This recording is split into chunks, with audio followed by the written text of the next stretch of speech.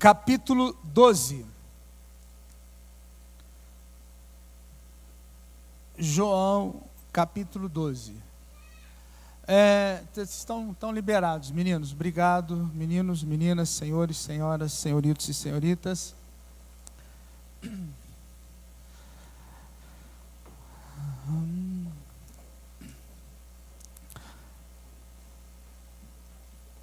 Abra sua Bíblia comigo aí, vamos lá.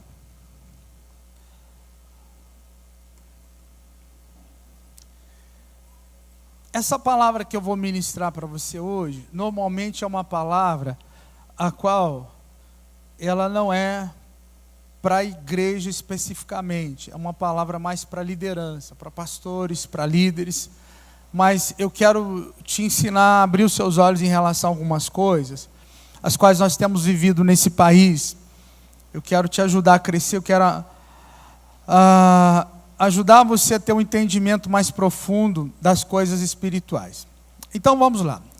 6 dias antes da Páscoa, João capítulo 12, acharam aí? Então vamos lá.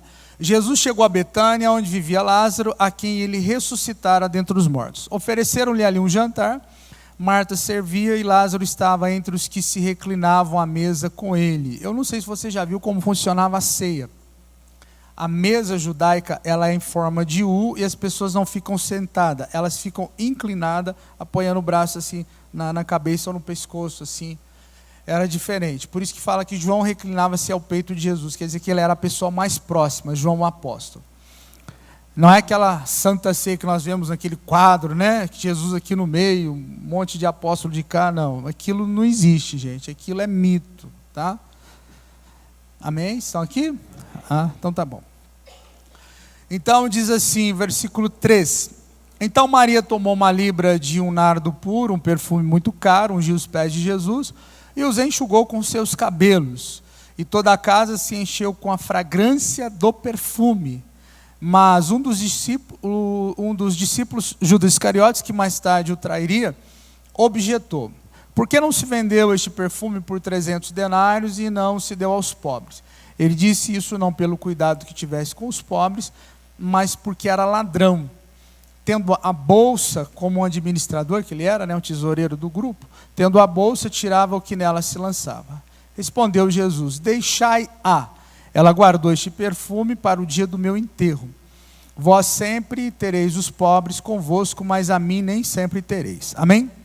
Levante sua mão, pode permanecer sentado. Diga assim: Pai, no nome de Jesus, que os meus olhos e os meus ouvidos espirituais estejam abertos e atentos à tua palavra. A tua palavra diz que a fé ela é gerada em meu espírito através do ouvir a revelação. A tua palavra diz: o meu povo sofre, é destruído por falta de conhecimento. Traga, Senhor, conhecimento, revelação, discernimento e entendimento, para que eu possa crescer, frutificar, multiplicar para a glória de Deus e ser bênção para o reino, para a minha casa, para a minha família, para o meu próximo, no nome de Jesus. E todos digam? Ótimo. Então vamos lá. Eu queria explicar algumas coisinhas para vocês. Nós estamos vivendo dias realmente muito difíceis. Dias assim que uma pessoa, para se manter em pé, com uma fé sólida, ela precisa de um esforço muito maior. Eu posso falar para você que de 14 para 15 anos, quando eu tinha essa idade, eu comecei no Evangelho, as coisas eram muito, mas muito, muito diferentes. Você não tem ideia de como as coisas eram. Existia nas igrejas um amor maior, uma comunhão, um temor, uma honra, um respeito, um comprometimento que hoje não há, uma prestação de conta que hoje, na maioria das igrejas, isso não existe mais. Uma fidelidade, uma lealdade, uma perseverança que hoje não existe. É raro, infelizmente, você encontrar as comunidades, as igrejas evangélicas, onde você consegue perceber esse temor, essa honra, esse respeito, esse comprometimento, essa perseverança. As pessoas hoje, elas são descartáveis, infelizmente. Não estou generalizando, não são todos, amém? Mas, infelizmente, elas são superficiais. As coisas hoje, é muito fácil você abrir mão de qualquer relacionamento, é muito fácil você abrir mão de um trabalho, é muito fácil, você abre mão, as pessoas abrem mão das coisas assim. E esses dias eu estava conversando com o meu discipulador, um dos, porque eu tenho 2 discipuladores, como já comentei com vocês, um deles mora em Santa Catarina, que é o Bispo Jário, o outro mora aqui em Bandeirantes, próximo a Cornélio Procópio, que é o Paulo. O Paulo Leiroz, ele é pastor líder da ordem de pastores da cidade de Bandeirantes. Então, semanalmente eles se reúnem para orar juntos com alguns pastores, mais ou menos que faz aqui na nossa cidade. Uma vez por mês tem a reunião deles. E essa semana nós estávamos conversando, e o Paulo estava assim um pouco preocupado. Ele disse assim para mim: quero te contar uma coisa que eu recebi essa semana para passar para os pastores. A CEPAL trouxe uma nova pesquisa que foi feita nos Estados Unidos. E, pasme você, Paulo, o índice de suicídio entre líderes evangélicos cresceu 70%. Eu falei, credo. Ele falou assim, eu recebi esse relatório, eu sentei com os pastores, e eu falei, quais são os motivos? Aí ele disse, abandono, desonra por parte da igreja. Muitas vezes não existe, Estados Unidos, por ser um país, apesar de toda a crise mundial, mas um país muito rico, muitas vezes lá a questão não é uma questão de finanças, mas uma questão de liderança, que sofre muito de solidão. A depressão tem invadido os lares de lideranças de uma forma assim, infelizmente, destruidora. E as pessoas às vezes, elas são pessoas muito ferinas, elas magoam, machucam, elas ferem sem dó. O julgamento que elas fazem das coisas, às vezes, é um julgamento totalmente errado e contrário às Escrituras. Mas por que eu estou falando isso para você? Porque se uma liderança que conduz o rebanho está numa situação dessa, a Bíblia diz que assim como o povo é, assim será o sacerdote. Então isso é sério, gente. Isso é uma coisa muito séria. E deixa eu falar algo para você. Quando algo começa a crescer em algum lugar, isso se espalha pelo mundo. Por quê? Porque o mundo espiritual, ele está trabalhando a nosso favor ou contra nós. Depende do lado que você está. Diga ai, ui, diga socorro, diga estou lascado, diga alguma coisa aí, pode ser amém também. Então vamos lá. O que eu quero dizer para você? Eu quero te mostrar algo que normalmente eu ministro para líderes, não ministro para a igreja. Mas isso aqui eu vou ministrar para vocês só para te dar uma visão. Nós temos aqui Jesus escolhendo discípulos. Ele escolhe 1, escolhe 2, 3, 4, 5, 12 discípulos. Depois ele levanta 70 discípulos, que são os missionários, a qual ele manda de 2 em 2 nas cidades que ele iria visitar. E ok. E nós temos um cidadão chamado Judas, o qual todo mundo o apedreja. Todo mundo fala, esse Judas, esse traidor, essa cobra no meio das ovelhas, todo mundo aponta. Não sou advogado de Judas, mas tem algo que está na Escritura e não tem como mudar isso. Amém? Então vamos lá. O que está acontecendo aqui? O Judas, senhor Nil, dá uma sacola de oferta para mim aí, se tiver. O Judas, ele era um dos discípulos mais inteligentes que tinha. Aí serve. Esse pano serve. Pode ser, me dá aqui. Ok, obrigado. O Judas, ele era um excelente administrador. Então, o que acontecia? Vamos supor que isso aqui seja uma sacola. naquela época chamava-se alforge. Era uma bolsa de couro. E as pessoas, elas depositavam as suas ofertas, e o Judas era quem administrava, ele era o tesoureiro do grupo, ele administrava as ofertas. Tamanha era a esperteza que ele tinha, tamanho era o conhecimento e a inteligência dele, que ele roubava aquilo que era dado para o ministério de Jesus. Vai acompanhando meu raciocínio. Ok. A Bíblia diz, que Jesus conhecia o coração dos homens. A Bíblia diz que Jesus conhecia o interior das pessoas que se aproximavam. Ele tinha uma visão, uma percepção, um discernimento muito apurado. Ontem eu fiz um casamento aqui em Toledo, um local bonito, casamento ao ar livre, e eu estava falando sobre isso. Eu disse assim, vocês já observaram que às vezes a nossa mãe, ou a esposa, o marido chega em casa, ou o filho, e a mãe fala assim, onde você estava? Não, mãe, eu estava brincando ali na rua. Eu lembro da minha mãe. Ela falava assim, Paulo César, o que você estava fazendo? Eu falei, meu Deus do céu, como é que essa mulher sabe? Eu te conheço.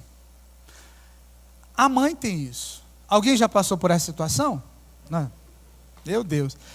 Então você imagina Jesus. Ele tinha uma percepção muito apurada. Então eu quero lhe fazer uma pergunta. É fácil a resposta. Jesus sabia que Judas roubava o dinheiro da igreja dele? Vamos lá de novo. Jesus sabia que Judas subtraía as ofertas que eram dadas para o ministério de Jesus? Sabia? A minha pergunta é, por que ele não falou nada? Então agora eu entro na contramão da mentalidade de liderança, da mentalidade de igreja. Por isso que essa não é uma mensagem normal para a igreja, essa é uma mensagem para líderes. E aí eu gosto de levar a pessoa a pensar, amém? E quando eu ministro determinados tipos de mensagem, os pastores, eles vêm e falam, pastor Paulo, eu nunca tinha pensado nisso. Eu falei, pois é, eu também não. Mas Deus, pela sua graça, nos ensina. Então o que acontece? A mentalidade é a seguinte, mentalidade, o senso comum. Se eu sei que o meu irmão, meu marido, minha esposa, meu filho, minha filha, o meu funcionário, se eu sei que alguém está cometendo uma transgressão, se a pessoa está fazendo algo errado, algo desonesto, e eu sou líder sobre aquela pessoa. Quando eu digo líder, eu me refiro a um pai que é um líder, uma mãe que é um líder, um patrão, um chefe, um gerente, alguém, um professor que é um líder. Então, compete a mim conversar com aquela pessoa, chamar aquela pessoa a uma realidade, dar um conselho, falar, olha, você está fazendo um negócio errado aí. Porque qual que é a mentalidade? A mentalidade é que se eu não tomo uma providência, eu estou sendo o quê? Conivente com o, vamos usar o termo pecado, com o pecado dela. Sim ou não? Sim ou não? Então olha para mim, segunda pergunta, Jesus estava sendo conivente? Pensa antes de responder. Porque ele sabia que Judas roubava.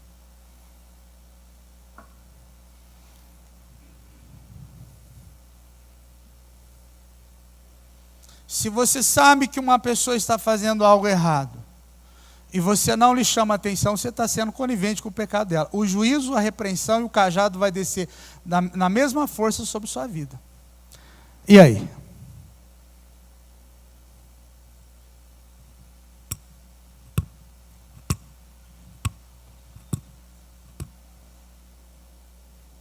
Você já parou para pensar nisso?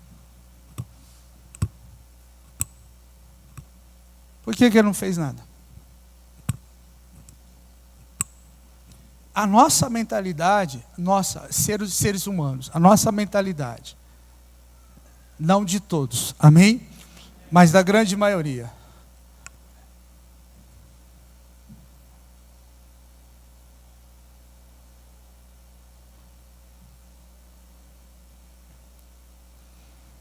Por que eu não disse nada, gente?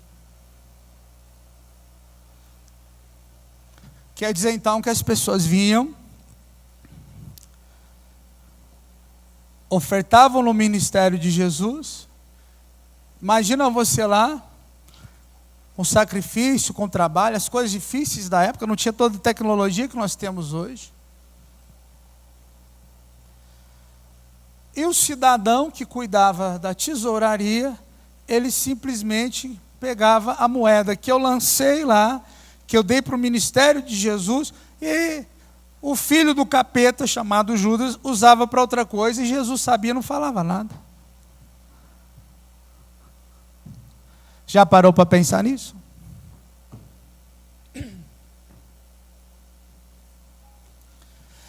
Você vê como a nossa mentalidade, a maioria de nós não temos uma mentalidade de líder. Você sabe como a criança judia ela é criada? Ela é criada para ser patrão. O brasileiro é criado para ser empregado. É totalmente caminhos, totalmente opostos. Às vezes eu vejo, olha gente, de São Paulo para baixo, eu não sou daqui, mas eu nasci no interior de Minas Gerais e fui criado em São Paulo, morei na capital, no interior. Mas o paulistano, ele diz assim, Paulo, São Paulo para cima, a mentalidade do povo é desse tamanhozinho. São Paulo para baixo, o povo é bonito, é rico e inteligente. É a mentalidade dele. Aqui acho que não, acho que vocês estão fora desse, né? Aqui é todo mundo feio, pobre e lascado. Não, fala, está amarrado aí, irmão, pelo amor de Deus, brincadeira. Então, por quê? Porque eu já ministrei de São Paulo para cima, conheço o Brasil literalmente, de norte a sul. Já ministrei em Manaus, pensa num lugar quente. Já morei no Rio Grande do Sul, na última cidade, Santana do Livramento, você põe o pé aqui, Brasil, aqui você põe Uruguai. Cidade de Ribeira, morei lá. Então eu conheço o Brasil.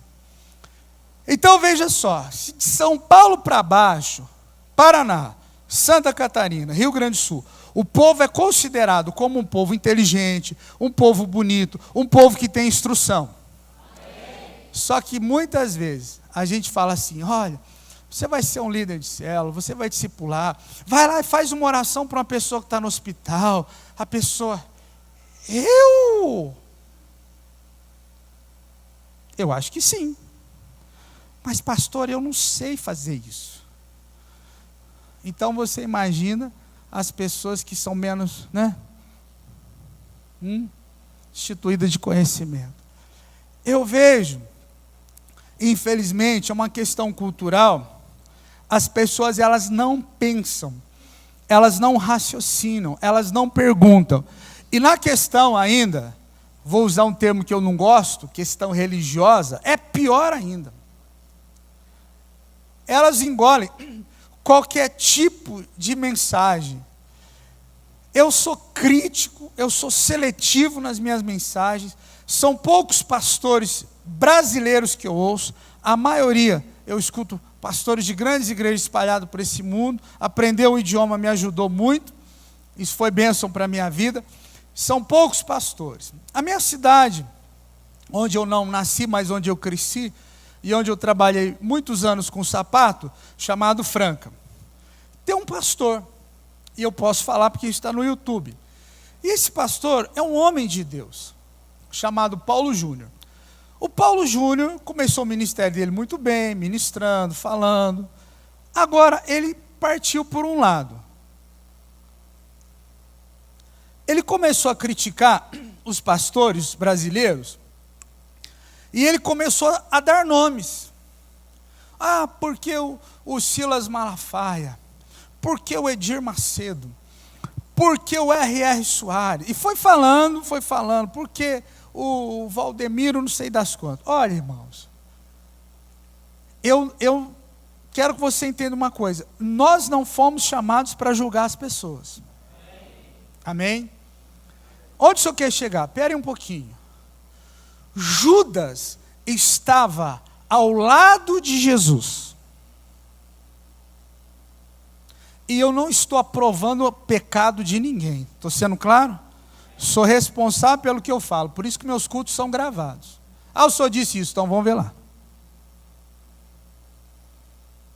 E transmitido ao vivo. YouTube e Facebook. Então, quando você tem condições de julgar uma pessoa, a Bíblia só te dá uma única regra para julgar alguém. A Bíblia diz assim: não julgueis pela aparência, mas sim pela reta justiça. Você sabe o que é julgar uma pessoa pela reta justiça? Pastor, não sei. Então você não tem direito. Então pensa comigo. Judas ao lado de Jesus. Esse Judas, ele tem a administração em suas mãos. E ele está subtraindo as ofertas que foram dadas para o ministério de Jesus. Amém? E o que Jesus faz? Nada.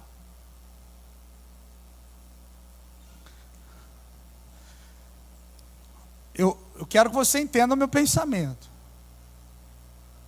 Jesus se cala.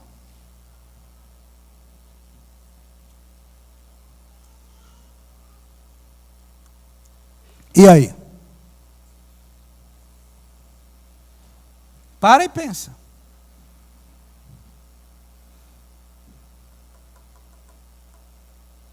Aí eu pergunto para você, vamos supor que você está numa reunião, num culto que Jesus está pregando. Aí alguém chega e fala assim: rapaz, sabe aquele discípulo de Jesus lá? Quem? Aquele está sentado lá, do ladinho no canto lá. Uhum. É o tal de Judas. Então, rapaz, aquele cara é um ladrão. E o pior de tudo, Jesus sabe. E o que Jesus fez? Nada. Eu não invisto mais nesse ministério. Você investiria no ministério onde você sabe que alguém está roubando? Olha, pastor, depois dessa palavra, eu já nem sei se eu vou investir em mim mesmo. Eu estou até pensando que eu vou parar de comer, só vou respirar. Por que Jesus não falou nada, gente? Para e pensa. Você tem que pensar nas coisas. Nós somos muito rápidos para julgar as pessoas. Por que Jesus não falou nada? Por que ele ficou calado? Por que ele foi omisso? Isso é uma questão muito séria. Eu não estou condenando Jesus, estou levando você a pensar. Amém? Para e pensa. Qual foi o motivo desse silêncio? Porque, sendo homem, ele não veio como Deus, sendo homem, mas mesmo sendo homem, ele era perfeito nas suas decisões. E tudo que ele ia fazer, ele sempre tirava um período de comunhão, de relacionamento, que nós chamamos de oração, com o Pai.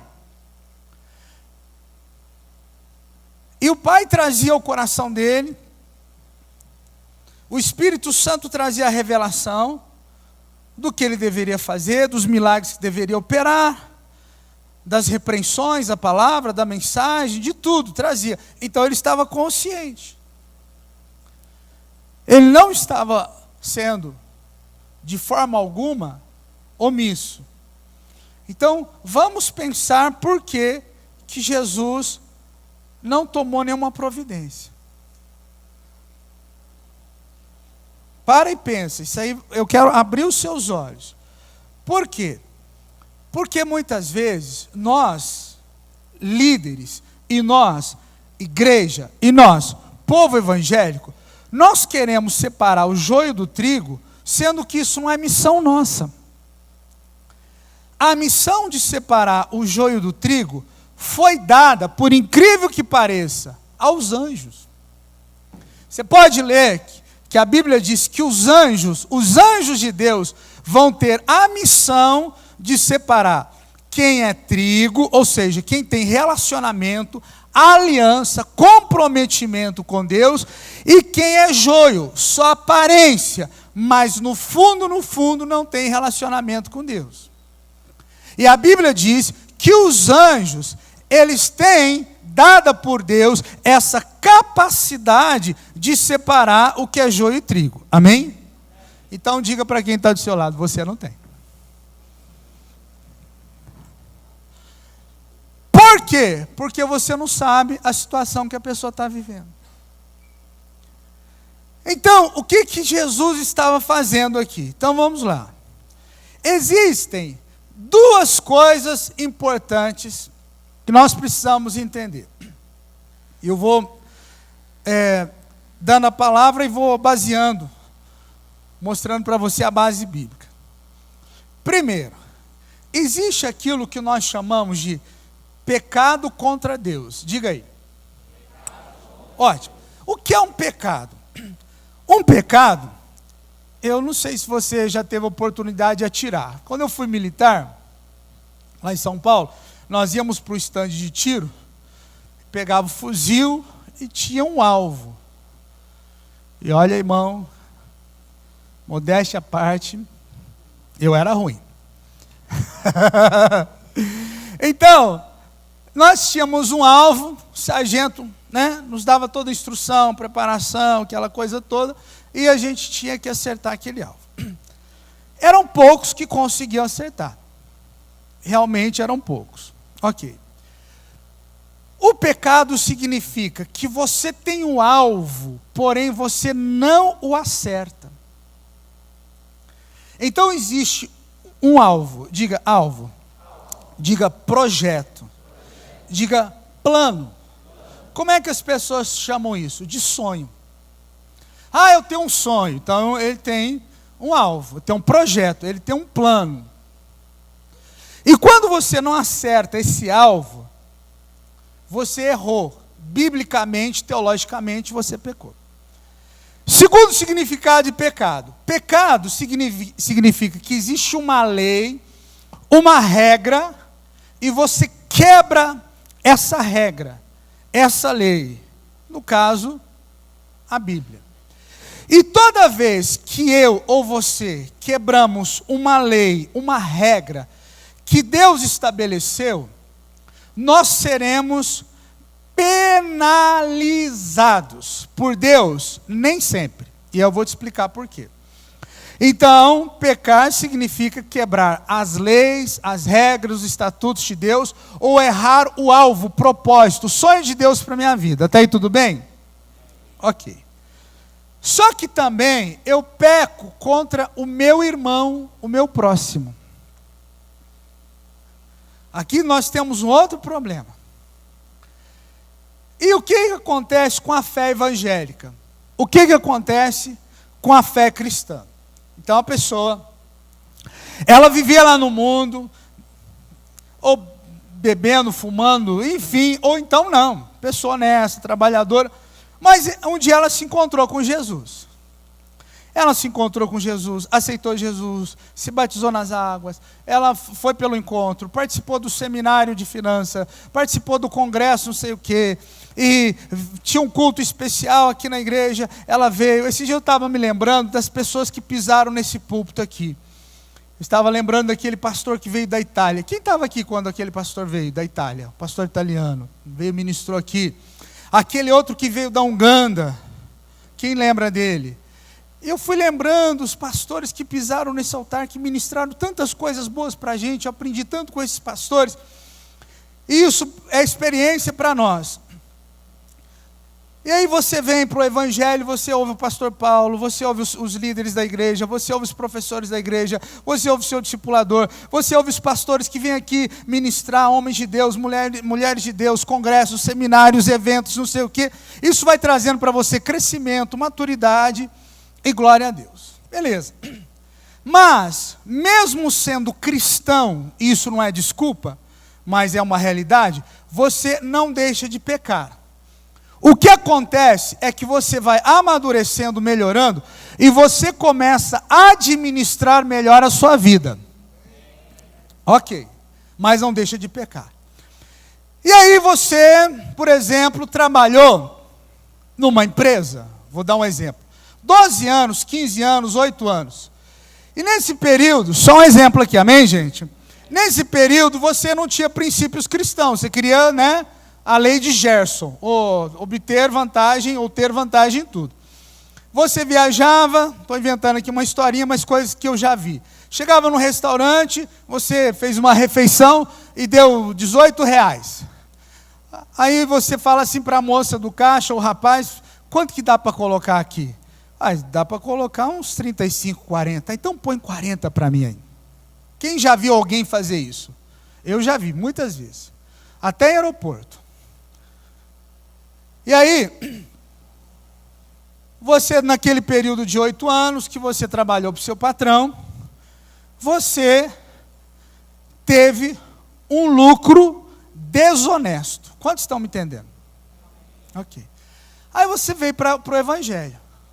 A Bíblia diz que você foi lavado no sangue do Cordeiro, você foi perdoado, você passou pelas águas do batismo, que é um ato profético, mergulho, ou seja, sepultamento, morro para uma vida de pecado e ressuscito para uma nova vida em Cristo. Aquele que está em Cristo, nova criatura é, e o seu passado passou. Então, você conserta a sua situação com Deus. Posso ouvir um amém? Amém. Ótimo, olha para mim e escute. Mas durante 8 anos, estou dando só um exemplo, essa pessoa, ela obteve um lucro de uma empresa, de um patrão, ou outro tipo de lucro qualquer. Então, a situação dela com Deus foi resolvida. Amém? Amém ou não amém? Mas e com o patrão? Então, o que ela tem que fazer agora? O senhor está doido? Vou voltar lá e falar que eu roubei a empresa? O senhor está maluco? Eu não faço isso. Pois é. Então, além de pecar contra Deus, eu peco contra o meu próximo. Eu resolvo com Deus, mas fica uma pendência. A cruz, lembra da cruz? Amar a Deus e amar. Então, se eu amo o próximo, eu não vou roubar dele. Aí, a pessoa fala assim, fui lavado pelo sangue do Cordeiro. Verdade. Amém? Me batizei, sou de Jesus. Aleluia! Glória a Deus, que bom. Estou limpo diante do Senhor. Verdade. Ela não está mentindo, amém? Mas existe uma dívida. Não com Deus. Com Deus você resolveu. Com o seu próximo. E Deus, diga, Deus sabe tratar seus filhos. De novo. Outra vez. Ótimo. Posso dar um exemplo bobo? Imagina que você tem 2 crianças que estão brincando de carrinho, e você comprou um presentinho para cada um, e um deles é o mais briguento, ele tem um brinquedinho dele, toma o brinquedinho do outro. Um exemplo bobo, que você vai entender. Aí ele vai chorando lá, o que perdeu o brinquedinho, pai, o Luizinho pegou meu carrinho, não sei o quê, e tal. Aí o Luizinho chega com os 2 brinquedinhos, fala assim, papai, eu peguei o brinquedinho dele, porque eu gosto desse brinquedinho. Aí você fala assim, você como pai, tá bom, meu filho, então tá, você está perdoado, amém? Amém. Tá, e aí? Você faz ele devolver o brinquedinho que ele pegou do irmão? Então por que Deus não faria você devolver o que você pegou do próximo? Se coisas mínimas de criança a gente quer resolver, por que coisas mais sérias não? Eu estou no Evangelho. Mas tem uma série de meleca, para não falar uma palavra feia, que eu fiz durante minha vida. Então agora eu preciso consertar. Mas eu tenho um problema. Qual que é o problema? Eu nasci com uma deficiência. Qual? Nariz empinado. Todo mundo nasce com o narizinho levantado. Você acha que eu vou lá falar que eu roubei do patrão? Você está maluco, esquece isso. Tá bom. Então Deus vai tratar com você. Amém? E aí existem algumas consequências dos seus pecados. Porque para com Deus você tratou disso, mas para com o próximo não. E aí Deus, Ele precisa estabelecer no seu coração os princípios do reino. Repete o que eu acabei de dizer. Deus precisa estabelecer no meu coração os princípios do reino. Ok, vai lá. Não. Fala alto aí, vamos lá. Não, tá horrível, gente. Tá, olha, nem velório de crente é assim. E olha que eu já cansei de fazer serviço fúrico. Vai de novo. Deus precisa estabelecer. E um dos princípios do reino não é restituição? Restitui, eu quero de volta o que é meu. Quem já cantou essa canção? O seu amigo, o seu próximo também quer de volta o que é dele, que você roubou. Por que só você tem direito à restituição? Diga, Deus é justo. Com os anjos, com os homens e com os demônios. Deus sempre é justo. Sempre. Sempre. Deus é justo. Até com o capeta Ele é justo. Porque Ele é justo. Faz parte da natureza dele. Quantos estão me entendendo? Mas, não, pastor, meu problema não é esse. Eu nunca peguei nada de ninguém. Glória a Deus, parabéns para você nessa data querida. Ok. Mas, vamos inventar outra historinha. Alguns anos atrás, uma festa de família, você teve uma discussão com um primo, com um tio, com um cunhado. E passou-se 1 ano, 2, 3, 5, você se converteu ao Evangelho, entregou a vida a Jesus, tal.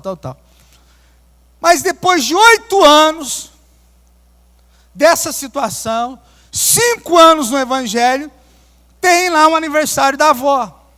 E quem está? Aquele parente seu que você teve um problema. Mas você não conversa com ele há 8 anos. Está entendendo? Ah, o fulano vai estar? Vai. Ixi, não gosto dele, pastor. Ah, um dia me chamou de vagabundo na frente de todo mundo. Cara, mas se Deus perdoou você, qual que é a sua obrigação agora? Qual que é? É princípio do reino. O perdão, sim ou não? Estou falando alguma bobagem? Tá, mas você vai na festa, já se passaram 8 anos, e há 5 anos você está no Evangelho. Você fica no seu canto, nem oi você dá. Conversa com um, com o outro, está lá o primo, o tio, o cunhado, sei lá, a pessoa que você teve problema. E você não resolve aquela situação. Então, o que há no mundo espiritual? Uma dívida, uma pendência. E Deus viu que 5 anos no Evangelho ainda não quebrou seu narizinho empinado. Então Deus precisa tratar disso. Quantos estão me entendendo? Será que alguém está entendendo o que eu estou dizendo essa noite? Então Deus vai tratar com você. Amém. Diga amém. O problema é que Deus sabe onde dói.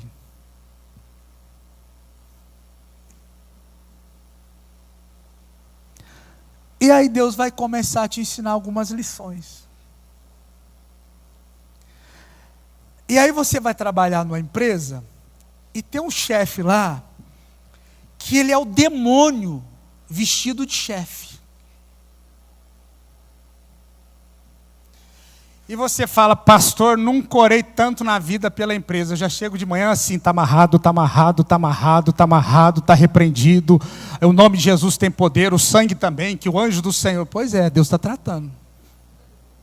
Quantos estão entendendo o que eu estou falando? Pastor, aquele homem é o capeta. Glória a Deus. Você não quis ouvir Deus, então agora você vai ouvir o demônio.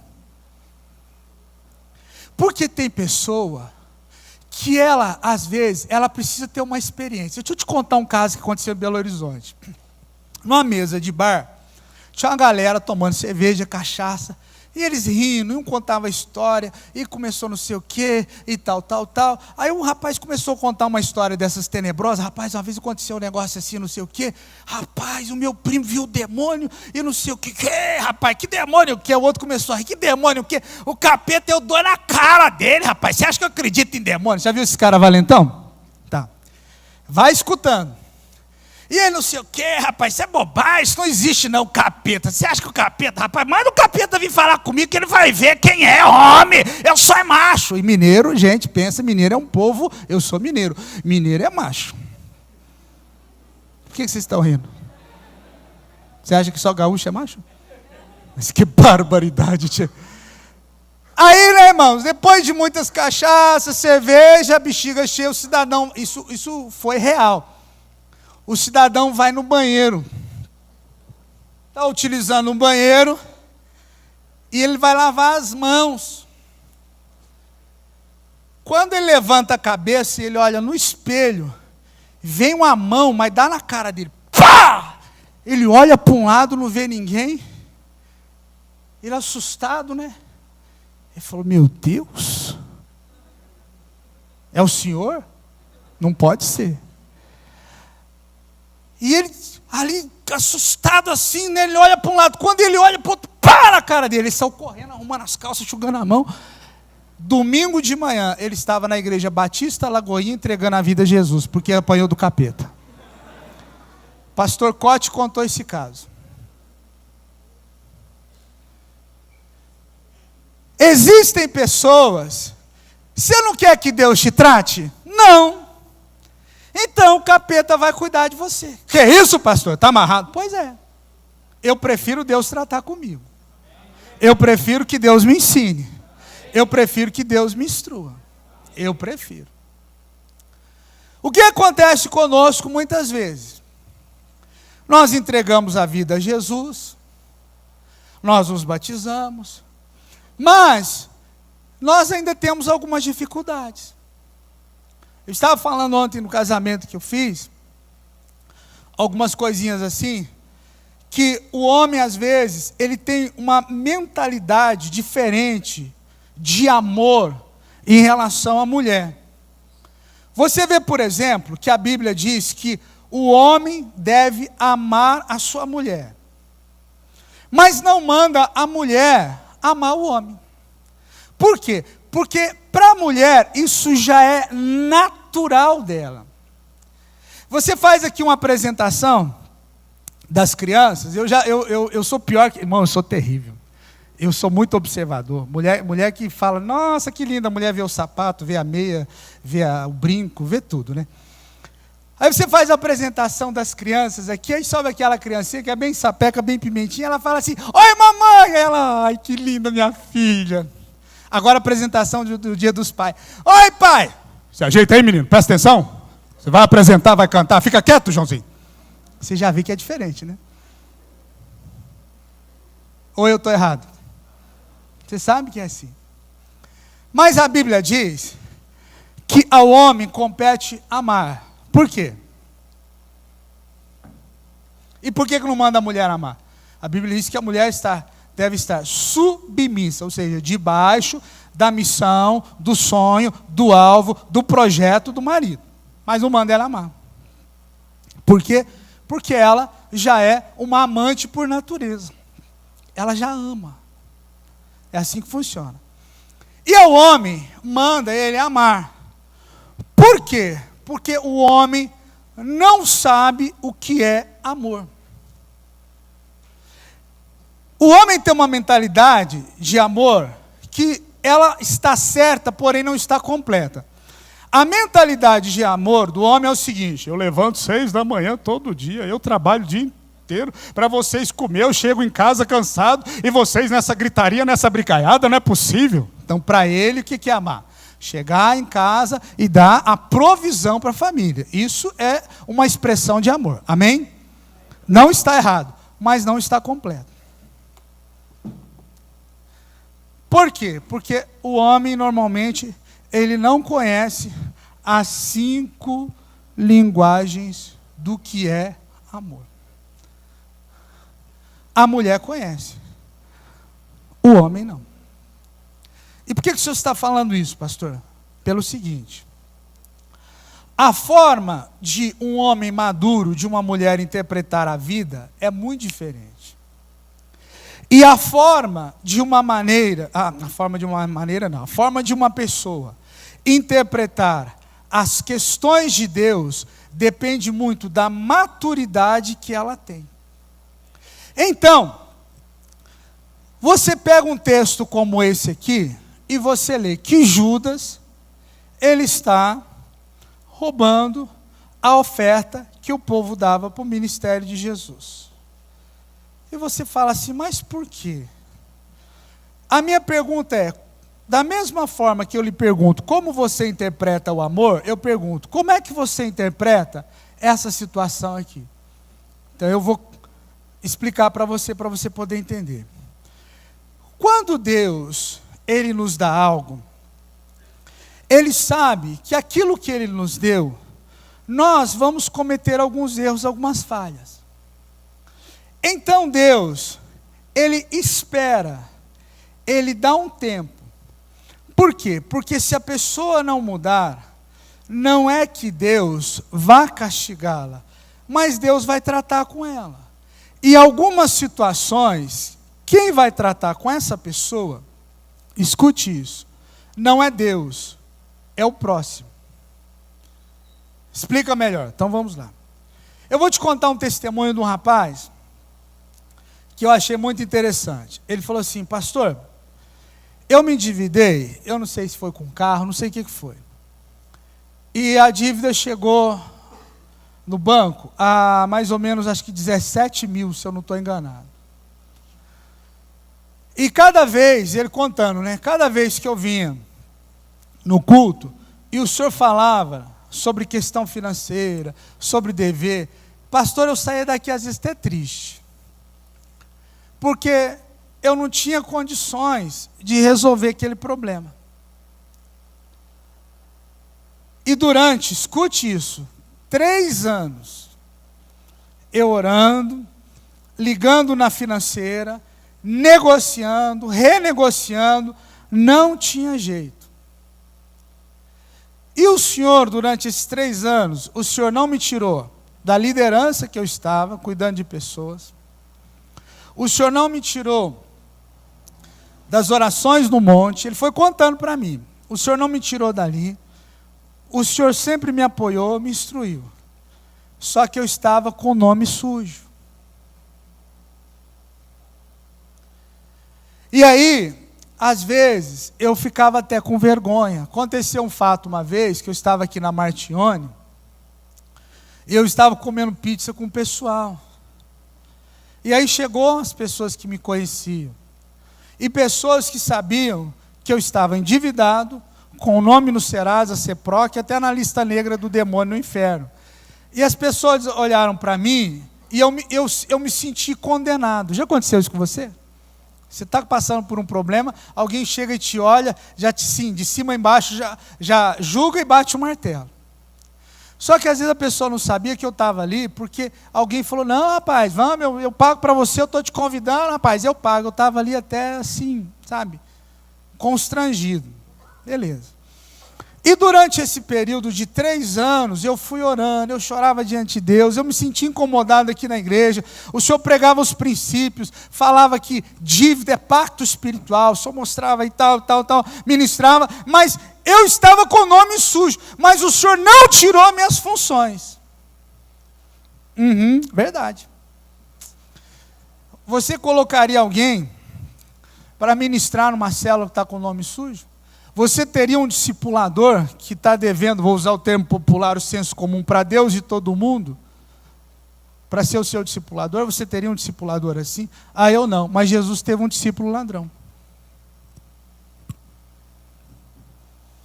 E aí, o que esse menino me disse? Esse jovem senhor, pai de família, ele falou assim, depois de 3 anos, um dia eles ligaram para mim, e falaram assim, olha, nós queremos fazer uma proposta para você, mas olha, é para a gente resolver esse assunto. 17 mil. Ele falou assim, Nós fizemos as contas aqui, não sei o que, não sei o que, não sei o que, não sei o que. Vai dar, acho que era 1.700 ou 2.700, um negócio assim. Eu falei, e aí? Ele falou, mesmo assim eu não tinha condição de pagar. Eu falei, vixe, mas ele estava lascado mesmo, minha filha. Aí eu disse assim, olha, eu pago, mas vocês têm que parcelar em 3 vezes. Eu falei, e aí? Eles parcelaram, pastor. E eu paguei. Você podia dizer amém, graças a Deus, glória a Deus, bendito é o nome do Senhor, aleluia, estou feliz, graças a Deus, estou na mesma situação, pastor. Não tirei a liderança dele, não impedi ele de servir a Deus, não impedi ele de participar da ceia, mas durante 3 anos, ele orou, chorou, ligou, negociou, esperou em Deus. O que Deus fez? Interviu. Então, o que é que Deus vê? Diga comigo, um coração disposto. Outra vez. Você entende? Jesus, ele deu a oportunidade para Judas se arrepender. As pessoas que investiram no ministério de Jesus, Deus não deixaria de abençoá-las. Vou falar de novo. As pessoas que investiram no ministério de Jesus, Deus não deixaria de abençoá-las. Ótimo. Porém, a questão de Judas seria tratada. E deixa eu falar algo para você que é impressionante. Existem coisas que têm consequências terríveis. E uma das coisas que tem consequências terríveis é dívida. Por quê, pastor Paulo? Porque dívida, dever, é pacto espiritual. Você já ouviu aquela frase assim? Nossa, a gente dá a vida nessa empresa. Verdade. A gente dá o sangue por esse patrão, não reconhece. Verdade. E a forma de você receber a vida que você dá, o tempo que você dá, o sangue que você dá, é através do dinheiro. Isso é pacto, é aliança espiritual.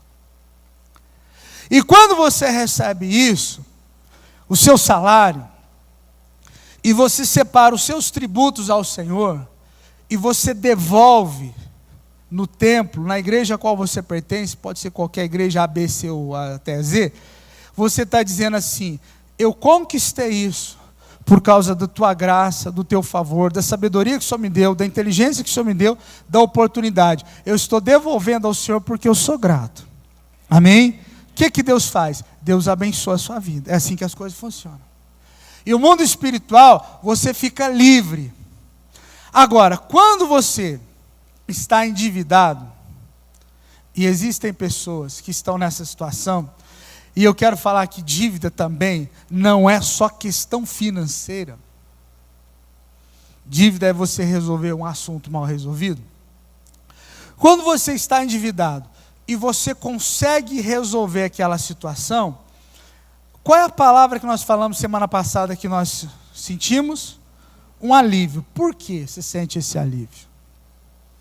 Você fala assim, nossa, graças a Deus, terminei de pagar meu carro, terminei de pagar minha casa, resolvi aquela dívida, te dá um alívio. Sabe por quê? É um sinal de que algo no mundo espiritual foi destravado. Se você está aqui nessa noite e existem situações que você não resolveu, Deus está te dando a oportunidade. Você tem que resolver aquela situação com o seu patrão. E como é que eu faço isso, pastor? Não sei. Cada caso é um caso e você vai falar com o seu líder, com o seu pastor, com o seu discipulador, uma pessoa madura no evangelho. Você não pode sair abrindo sua vida para qualquer um. Estou sendo claro? Amém ou não amém? Você não pode fazer isso não. Às vezes as pessoas, elas num momento de emoção, elas acabam estragando a situação. São situações terríveis que acontecem. Deixa eu te contar um caso para você entender o que eu quero dizer. Um pessoal teve um seminário, um encontro, não sei o que foi, e volta todo mundo.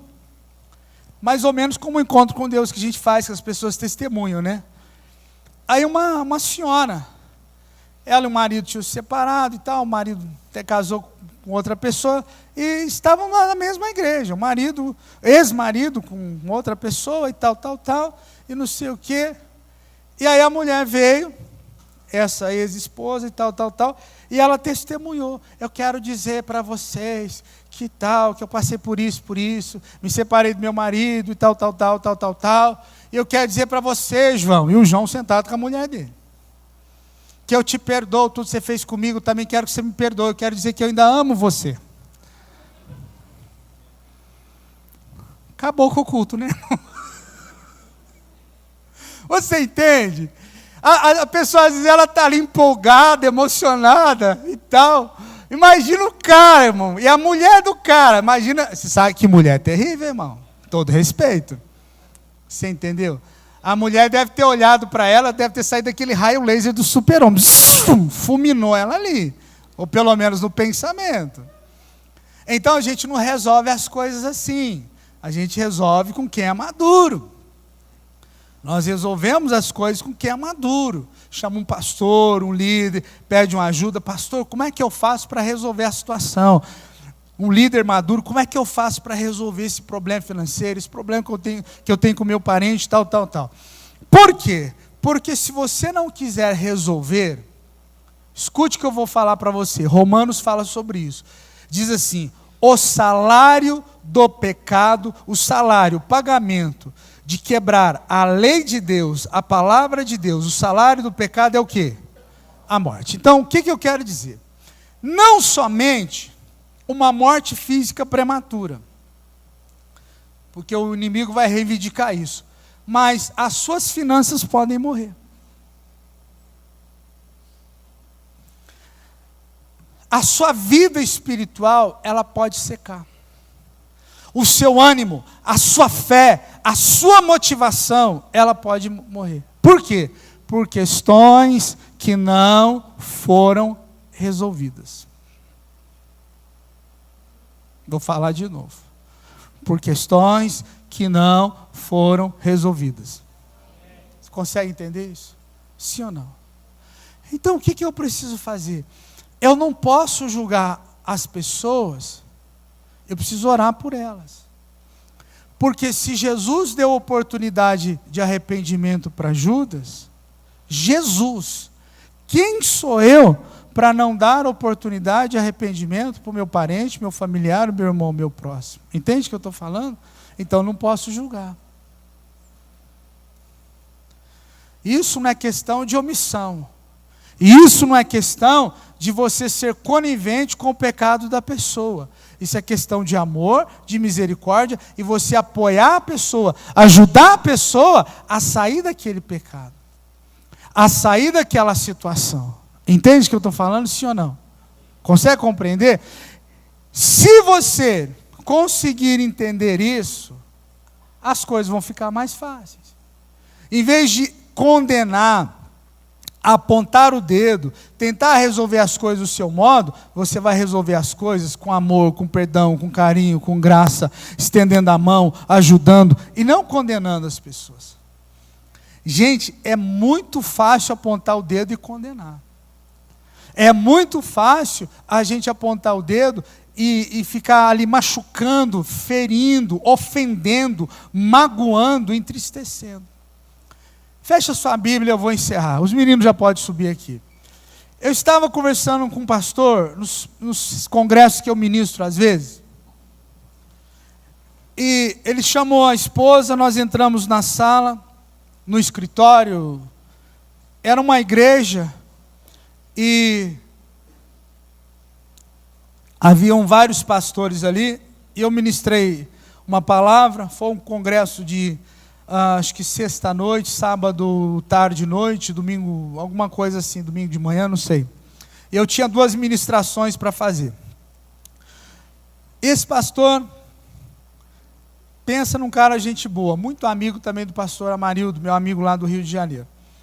E nós entramos no escritório, e ele falou assim: eu queria chamar a minha esposa, eu quero que o senhor me ajude, que eu devo fazer nisso, pelo que o senhor falou, mas olha, deu certinho o que está acontecendo na minha igreja.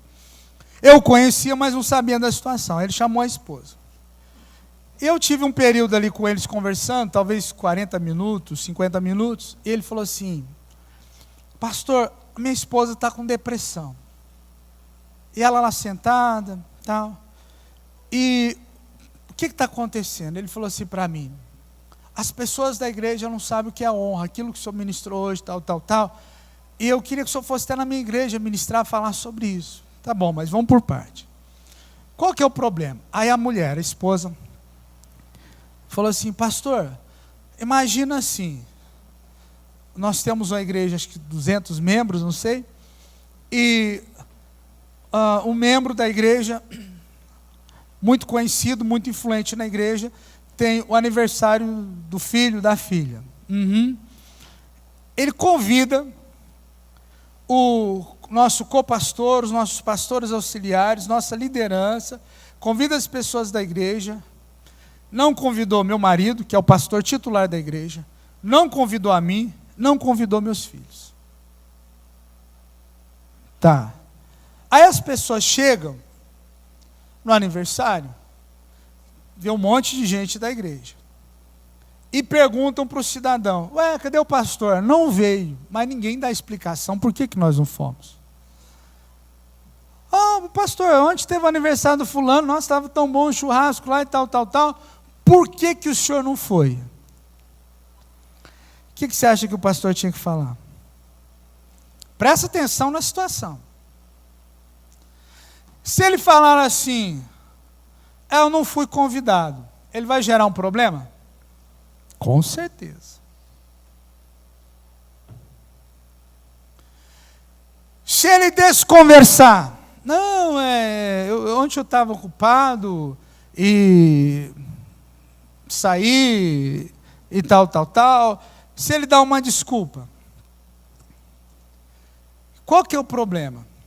Pastor, essa pessoa que está na igreja, que é influente na igreja, que é um líder, não sei das quantas, tal, tal, tal, ele começou a contaminar outras pessoas. Tem aniversário de criança, e os meus filhos, eu sou a pastora, ele é o pastor da igreja, os meus filhos não são convidados. Sabe o que ela estava pedindo? Para o marido abrir mão do ministério, arrumar um emprego e deixar a igreja. O que isso quer dizer, pastor? Isso fere. Imagina você na sua família, tem um aniversário, uma festa, um casamento, parente seu, convida todo mundo, até o travesti Paulette que fica na esquina da Tancredo, mas não convida você. E você é parente, é cunhado, é primo, é irmão. E você? Como é que você se sentiria? Pois é. Por que eu estou te falando isso? Porque às vezes um líder, ele toma uma decisão, o qual quem não sabe das situações as quais ele está vivendo, o julgam. Não, mas o fulano não poderia ter feito isso. Mas por que não poderia? Mas isso é atitude. Deixa eu te falar uma coisa para você. Vou fazer uma pergunta para você. Crente em Jesus, cristão, pode andar armado? O que você acha? Pastor, uma ponto .40 assim, debaixo do banco do carro, resolveria muitos problemas. Você acha que pode andar armado? Sim ou não? Pode esfaquear os outros? Sim ou não? Sim ou não? E por que Pedro cortou a orelha de Malco? E era discípulo de Jesus. Jesus pegou a orelha dele: pera aí, deixa eu arrumar esse negócio que você está fazendo aqui. Por quê? Na realidade, Pedro era tão ruim de mira que ele ia cortar o pescoço, mas como o rapaz abaixou, pegou na orelha. É sério? Não, isso é sério, não estou brincando não. Pedro ia matar o cara. Então, às vezes nós temos... O senhor é a favor da pessoa andar armada? Eu não disse isso, estou fazendo uma pergunta apenas. Amém? O senhor anda armado? Sim.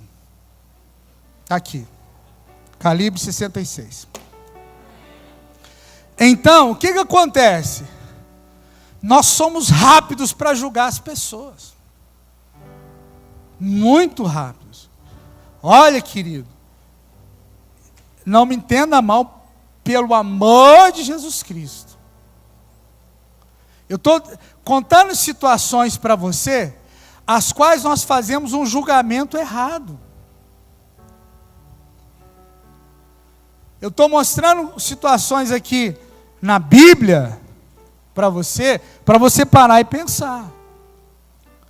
E ajudar a pessoa a crescer, a amadurecer. Por quê? Porque se ela não resolver as situações dela com as pessoas envolvidas, as consequências disso são inevitáveis. Às vezes, um filho rebelde, desobediente, briguento com os pais. Ele não se arrepende daquilo, ele não se emenda. Um dia ele vai casar e um dia ele vai ter filho. E hoje os filhos parecem que tomam hormônio, viram uns cavalos. E a gente vai envelhecendo, a gente parece que volta ao útero da mãe, a gente vai encolhendo. E vai perdendo as forças. Amém? Então, lembra que às vezes você batia de frente com teu pai e tua mãe e nunca foi lá pedir perdão? Pode deixar, seu filho vai te ensinar uma lição. Espera. Deus é paciente, irmão. Às vezes a gente não. Fica tranquilo. Você vai aprender a lição. Marido macho, violento, que bate na esposa, fique tranquilo, irmão. Irmã, não te aperreie. Fica tranquila. Uma hora teu marido vai chegar torto em casa. Não se preocupe. Por quê? Há um princípio universal. Tudo que o homem planta, ele colhe na mesma semente. Mas não tem, isso é inevitável. Eu aprendi isso na vida. Eu aprendi, falei, poxa, depois de alguns anos você vai amadurecendo e você vai descobrindo as coisas. Você vai entendendo as coisas. As pessoas, elas colhem mais consequência dos seus atos do que dos seus pecados contra Deus. Gente, Deus sabe tratar conosco. Quando eu digo Deus trata, não é que Deus muitas vezes vai intervir, não. Não é isso. Também. Mas os princípios de Deus nos tratam. O que o homem planta, colhe. Isso é inevitável. O que eu plantar, o que você plantar, cedo ou tarde. Pode ter certeza. Você engana seu pai, sua mãe, seu marido, sua esposa. Pega o dinheiro escondido do pai, da mãe. A questão não é o valor, mas é a atitude. Querido, um dia vão lhe roubar. Por quê? Já aconteceu isso comigo. Vão roubar você, pode ter certeza. O que você fez vai ser feito com você. Não tem o que fazer. Maltrata, é estúpido, é grosso, é mal educado, critica, não produz fruto. Eu estou tranquilo. Deus vai tratar com você. E aí quando Deus começa a tratar com a gente, dói muito. Os princípios de Deus nos alcançam. Queria que você ficasse de pé. Talvez nessa noite eu levei você a pensar um pouquinho. Talvez você tenha sido rápido em julgar as pessoas. Prepare a ceia que nós vamos participar, por favor. Você tem sido rápido em apontar dedo. E talvez você é aquela pessoa que plantou muita coisa. Pastor, eu plantei tanta coisa ruim. Pois é. Eu quero dizer para você que Deus pode perdoar. Deus pode te dar uma segunda, terceira, 1 milhão de chances. Amém? Mas você precisa consertar as coisas com seu pai, com sua mãe, com seu marido, com a sua esposa, com seu filho, com a sua filha. Ah, mas pastor, o fulano não quis. Problema dele. Faça a sua parte. Quantos estão me entendendo? Faça a sua parte. Se ele não quis, é assunto dele. Você fez sua parte. Então, como eu fiz no culto da manhã, eu quero gastar um minutinho orando. Depois a gente vai participar da ceia. Depois o pessoal vai ministrar aqui um louvor, uma adoração. Eu quero que você fale com Deus, seja sincero. Fala: Deus, eu vou ser sincero com o Senhor. Se eu for colher tudo que eu plantei, eu estou morto. Verdade. O salário do pecado é. Então apresenta suas mãos assim a Deus.